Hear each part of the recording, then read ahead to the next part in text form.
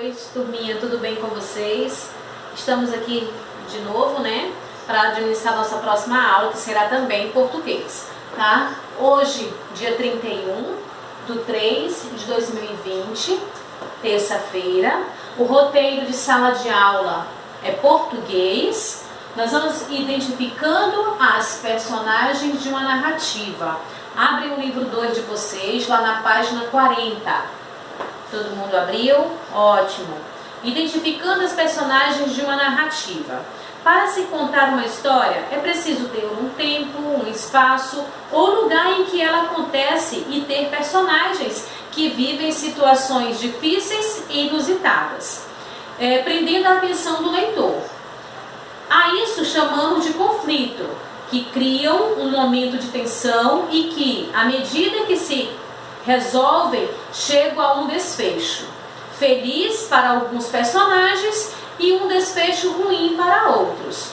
Vamos conhecer agora uma história interessante de um passarinho que está vivendo um grande conflito, tá? Ou seja, nós vamos conhecer um texto, aqui no exercício de aplicação, um texto que fala sobre um passarinho, tá certo? Como ele é uma leitura grande, eu vou pedir que vocês leiam em casa, individualmente, cada um lê o seu, para nós discutirmos aqui, tá bom? Mas antes de nós irmos para o texto, eu quero voltar aqui no início para falar com vocês um pouquinho sobre a narrativa. Gente, quando nós vamos construir uma narrativa, nós precisamos de um tempo para fazermos isso, nós temos que ter um espaço, nós temos que pensar nos personagens, nós temos que pensar num conjunto completo para nós construirmos uma narrativa, tá bom?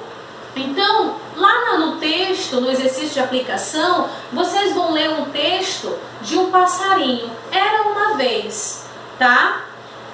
Faz parte da história dos pássaros bater asas e voar. Mas o que acontece com os passarinhos que, feliz e confortável no seu ninho, acha quase impossível aprender a voar? Porque quando eles são pequenos, eles têm medo de voar. E como nós, quando somos pequenininhos, quando estamos começando a dar os primeiros passos, nós temos medo de levantar e cair. Por quê? Porque nós temos medo de se machucar. Assim são os pássaros. Quando eles são muito pequenos ainda, eles vão até a borda do ninho, mas ficam com medo de dar o primeiro passo para voar. Por quê? Eles têm medo de cair, eles têm medo da altura ainda. Não é diferente da gente quando nós somos pequenos, né? Então, eu vou deixar essa leitura para vocês lerem, tá? Essa leitura não é uma leitura pequena, então não vai dar o tempo suficiente para a tia ler toda essa leitura, todo esse texto aqui, toda essa narrativa. Mas eu peço que vocês leiam com bastante atenção, observem atentamente todo o acontecimento, todo o desfecho dessa história, tá certo? Virem a página, lá para a página 45, para a página 44, vamos dar continuidade, tá certo? Depois que vocês lerem o texto, o exercício é pequeno. O texto é a questão número 1. A questão número 2 é a primeira questão referente ao texto. Então acompanhem a pergunta. Questão número 2. Converse com os colegas e o professor sobre o texto de GP Felipe, né? GP Félix da Costa, que era o nome do pássaro. Aí, essa aqui são questões orais, tá certo? Qual é o assunto da história? De que ele fala? O que fez esse passarinho ser diferente dos irmãos? Aí vocês vão ver lá. Não adianta falar aqui, porque senão vocês não vão querer ler o texto, mas é muito interessante o texto, tá? O que a mãe diz aos filhotes sobre a experiência de voar? A quem a mãe pede ajuda e qual o parecer sobre o problema do passarinho, né? O que ela descobriu? Qual era o problema dele de não querer voar? Por que ele tinha medo? O que você acredita que aconteceu com o passarinho? O que você acredita, depois que você ler o texto, você vai saber. O que você acredita ter acontecido com ele, que ele tinha tanto medo de voar? Leiam o texto e reflitam essas questões oralmente. As questões da número 2 é para você refletir oralmente, tá certo? A questão número 3 não, você vai responder no livro mesmo. Quem personagem da história. Você vai colocar aqui todos os personagens que fizeram parte dessa narrativa, tá certo? Questão número 4. De quem são essas falas? Você vai identificar de quem essas falas. Essa primeira fala foi a mãe que disse? Essa segunda fala foi o mocho, o pássaro mais velho? A terceira fala, de quem era? Era dos irmãos? Era do passarinho que tinha medo?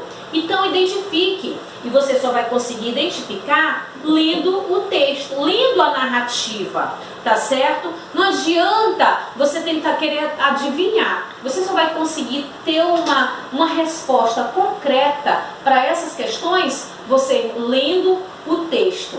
Tá certo? E é muito importante você praticar a leitura. Eu sempre digo isso para vocês. Ler muito ajuda muito a gente a escrever melhor, a entender melhor, tá certo?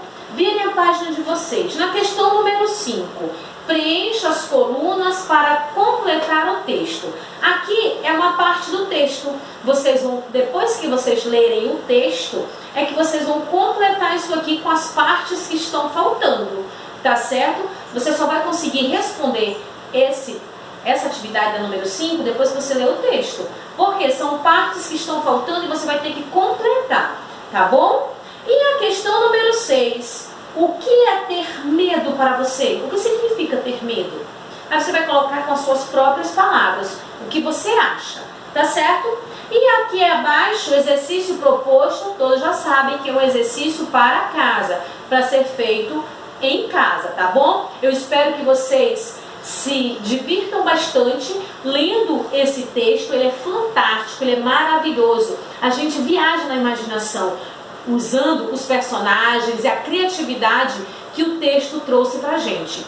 Toda vez que nós vamos trabalhar com a narrativa, a gente não pensa só em personagem. A gente pensa num cenário completo, não é isso? Nós pensamos no espaço, na decoração, nos arranjos. Então leiam esse texto. Tá bom? Então, é isso, criança. Eu espero que vocês realmente aproveitem essa manhã fazendo essa atividade de português, tá bom?